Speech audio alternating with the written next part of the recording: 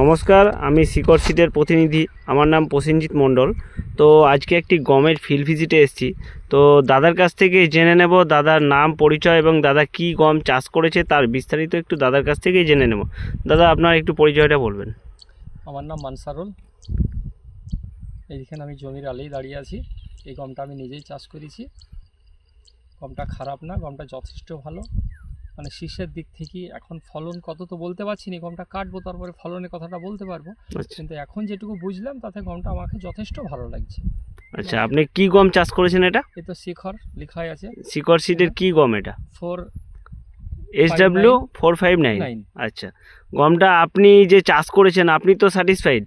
তো আপনি গমটা কি আর কাউকে চাষ করতে বলবেন পরবর্তীতে? অবশ্যই, গমটা যদি ভালো ফলন হয়, মানে আমি তো খুচরো টুকটাক গম বিক্রি করি। মানে আপনি গম বিক্রি করেন, মানে আপনি একজন রিটেলার প্লাস আপনি নিজেও চাষ করেছেন। তো আপনি গমটা চাষ করে স্যাটিসফাইড? অবশ্যই, গম যদি এবার আমি কাটার পর ফলন যদি ভালো হয়, গমটা আমি সকলকেই বলবো বিচার জন্য, কেনার জন্য। এখন আপনার গমটা দেখে কি মনে হচ্ছে? আপনার মনে হচ্ছে কি? আমার যথেষ্ট ভালো লাগছে। আমাকে তো ভালো লাগছে। এখন যথেষ্ট আপনার ভালো লাগছে না? ভালো লাগছে। ঠিক আছে দাদা, ধন্যবাদ।